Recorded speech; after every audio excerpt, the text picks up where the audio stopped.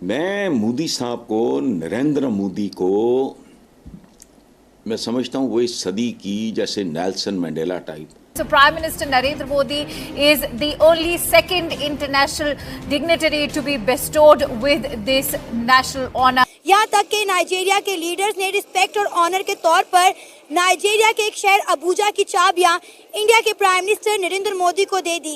ये तो बिल्कुल ऐसे ही था कि जैसे आप अपने घर को ताला लगाकर उसकी चाबियां सेफ हाथों में दे देते हैं। So far, only Queen Elizabeth has been the foreign dignitary who has been awarded the GCON, that too back in the year 1969. देखो होता है एक बड़े की तरह बिहेव करना।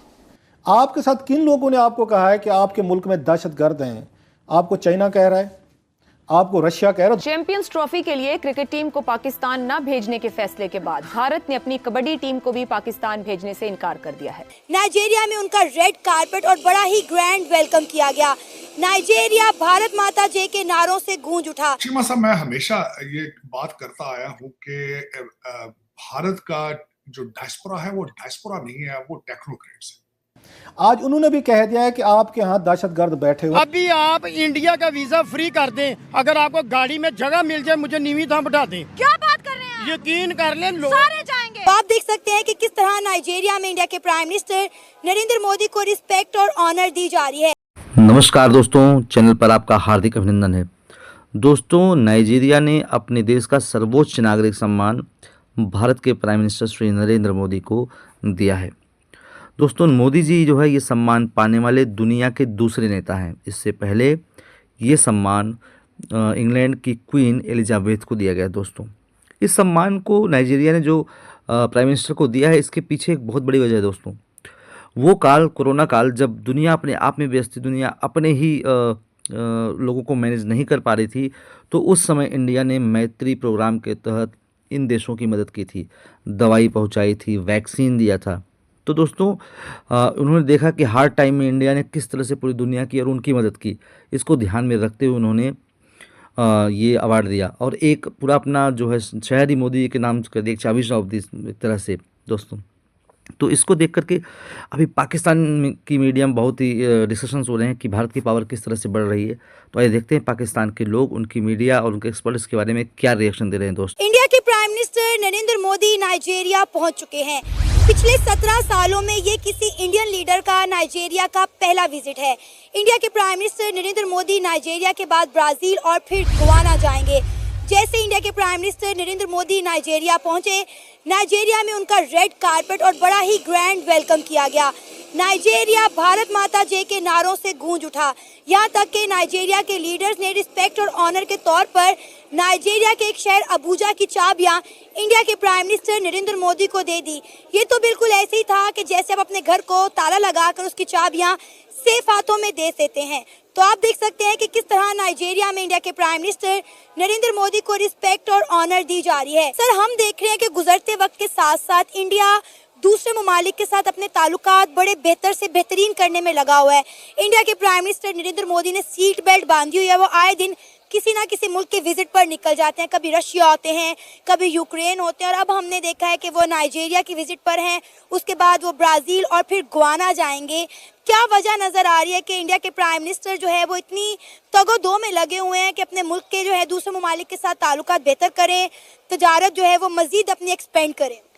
देखें, इंडिया एक बहुत बड़ी मार्केट है, दोनों तरह से रिवर्स मार्केट भी है। एक तो पूरी दुनिया से कोई भी चीज़ आप बेचना चाहें इंडिया में बेच सकते हैं। 1.5 अरब की आबादी है और इसके साथ साथ इंडिया खुद बहुत बड़ा प्रोड्यूसर भी है गुड्स का। हर तरह की वो आईटी से रिलेटेड एक्सपोर्ट्स हों वो भी वो बना रहा है। उसके अलावा इंडस्ट्री और क्रॉप्स में, फसलों में, हर चीज़ में वो एक्सपोर्ट करता है। तो किसी भी मुल्क अगर उनका वज़ीर-ए-आज़म जाते हैं नरेंद्र मोदी साहब, तो अगला मुल्क उन्हें वेलकम करता है कि ये हमसे कोई इमदाद नहीं मांगने आ रहे, ये हमारे से कोई जो है वो सपोर्ट नहीं लेने आ रहे, एड नहीं लेने आ रहे, वो हमें कुछ बेचने आ रहे हैं और हमसे कुछ खरीदने आ रहे हैं। हमें वो चीज़ बेचेंगे जो हमें ज़रूरत है। और फिर इंडिया से वो चीज़, कोई भी चीज़ खरीदने में उन मुल्कों को ये आसानी होती है क्योंकि इंडिया के अंदर लेबर उन मुल्कों की निस्बत चीप है, सस्ती है, तो चीज़ बनती सस्ती है। तो इस वजह से जब वो मुल्क खरीदते हैं उनको वो चीज़ सस्ती मिल रही होती है। फिर अगर किसी भी मुल्क ने, जिस तरह ब्राज़ील है या दूसरे ममालिक जो हैं वो कोई भी चीज़ अगर बना रहे हैं, अगर वो बेचना चाहते हैं तो अपने मुल्क की पूरी प्रोडक्ट सिर्फ एक इंडिया को बेच सकते हैं कि इंडिया के अंदर कंज्यूमर 1.5 अरब से ज़्यादा है उस प्रोडक्ट्स के। तो कोई भी मुल्क अगर हर मुल्क का मफादात देखता है, तो इंडिया का नक्शा कोई बड़ा प्यारा नहीं बना हुआ कि उसको वो सपोर्ट कर रहे हैं, या पाकिस्तान का नक्शा कोई बुरा नहीं बना हुआ कि हमारे साथ ताल्लुकात नहीं बनते हैं, या नरेंद्र मोदी साहब इमरान खान या शहबाज शरीफ से ज़्यादा प्यारे नहीं हैं, ना ये उनसे प्यारे हैं, मफादात हैं कि अगर यूक्रेन को या ब्राज़ील को, गोवा को अपने मफादात नजर आएंगे तो वो तो वेलकम करेंगे, वो तो किसी को भी वेलकम करेंगे। देख रहे हैं ना जिस तरह उनका वेलकम किया गया नाइजीरिया में, जैसे ही वो लैंड किया उनका रेड कारपेट वेलकम किया गया, वहाँ पे भारत माता जय के नारे लगाए गए हैं और इंडियन डायस्पोरा ने अपने रवायती अंदाज में जो है वो इंडिया के प्राइम मिनिस्टर नरेंद्र मोदी को वेलकम किया गया। अगर हम बात करें ब्राज़ील की, तो हम क्यों नहीं जाते? हमारा कोई लीडर हमें ब्राज़ील जाता हुआ दिखाई क्यों नहीं देता? क्या वजह है? हम पे पाबंदियां लगी हुई हैं, या हमें वहां जाते वक्त जहाज़ों में ज़्यादा पेट्रोल लगता है, या हमें मना किया गया कि भाई आपने वहां नहीं जाना? हम क्यों नहीं जाते? हम किसी मुल्क का विजिट क्यों नहीं करते? क्यों नहीं कहते कि भाई आप आओ और हमारे मुल्क में आके इन्वेस्टमेंट करो? आपको पता ही नहीं है, हम बहुत जाते हैं, हम अमेरिका जाते हैं, बार बार जाते हैं, हम यूके जाते हैं, हम जो यूरोपियन कंट्रीज़ है वहाँ बहुत ज़्यादा जाते हैं, आपको नहीं इल्म इस बात का, लेकिन इशू ये है हम वहाँ मांगने जाते हैं और हम कह के जाते हैं, बताते हैं जाके कि मांगने आए हैं। तो इसलिए वो मैं आपके घर अगर आऊँगा ना बोरी एक चावलों की या गंदम की लेके कि मैं आपको ये गिफ्ट करने आया हूँ, तो आप मेरा बड़ा अच्छा वेलकम करेंगे। मैं आपको कहूँ मैं कम कीमत पे बेचने आया हूँ, तब भी आप मेरा वेलकम करेंगे। लेकिन मैं आपको कहूँ मैं तो गंदम लेने आया हूँ, वो भी पैसे नहीं मैंने देने, तो आपको भी 1 दफ़ा 2 दफ़ा आप मुझे वेलकम करेंगे, तीसरी दफ़ा कहेंगे क्या ये पीछे पड़ गया बंदा। तो जब हम इसलिए उन मुल्कों में नहीं जाते, हमारे पास है ही नहीं उन्हें कुछ बेचने या देने के लिए। IT इंडस्ट्री पाकिस्तान की आप इंटरनेट के हालात देख लें, VPN लग गए हैं, बहुत सी वेबसाइट्स वैसे यहाँ पे बंद है, तो हम क्या बेचें किसी को? बल्कि जो बड़े बड़े इदारे हैं, बड़ी बड़ी वेबसाइट हैं जहाँ पे ऑनलाइन काम करते थे, उन्होंने वार्न किया पूरी दुनिया में अपने कस्टमर्स को कि पाकिस्तान से ना अपना काम करवाइएगा, वहाँ तो किसी भी वक्त इंटरनेट बंद हो जाता है, प्रोजेक्ट ज़ाया हो जाएंगे। तो इंडिया के अंदर सिलिकॉन वैली बन चुकी है, वहाँ पे जो है IT के अंदर बहुत बड़ा काम हो रहा है और पूरी दुनिया वहाँ से चीज़ें IT एक्सपोर्ट कर रही है। फिर वहाँ पे कोई भी प्रोडक्ट बनती है, बनाने वाले बहुत ज़्यादा हैं, सस्ती बनती है और फिर दूसरे मुल्कों को। हम क्या एक्सपोर्ट कर रहे हैं? हम देखें, हम एक्सपोर्ट करते हैं चावल, हमारे पास कुछ ना कुछ होता है देने के लिए, कुछ गंदम होती है, गंदम हमारे अपने लिए ही बड़ी मुश्किल से पूरी हो रही होती है, हम अच्छी वाली गंदम अमेरिका को बेच देते हैं या दूसरे जो मुल्क हैं चंद बड़े तरक्की याफ्ता उनको बेच देते हैं, और कम क्वालिटी वाली गंदम मिस्र से खरीद लेते हैं या यूक्रेन से खरीदते हैं। कपास अच्छी क्वालिटी की अमेरिका को बेच के मिस्र से कपास खरीद लेते हैं। या तीसरी चीज़, हमारे सियालकोट में सेक्स टॉयज बनते हैं, पाकिस्तान में बिकने नहीं होते, तो वो वहाँ बिकते हैं।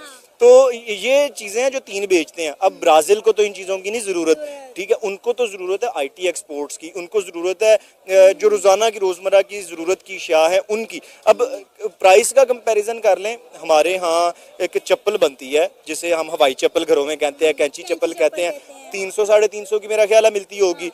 आपने कभी उसका इश्तिहार देखा है टीवी छोड़े सोशल मीडिया के ऊपर? कभी नहीं, क्योंकि उसके कंज्यूमर बहुत थोड़े हैं। इंडिया के अंदर वो शायद 99 रुपए की किसी ज़माने में होती थी, अब थोड़ी सी महंगी हुई होगी। दोस्तों, पाकिस्तानियों को सुनकर हंसी आती है।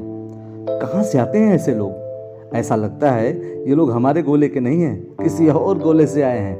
कितने तेजस्वी हैं ये लोग। आप सभी हंसते रहिए और पाकिस्तानी कॉमेडी का मज़ा लेते रहिए, और चैनल को सब्सक्राइब करना और शेयर करना ना भूलें। धन्यवाद।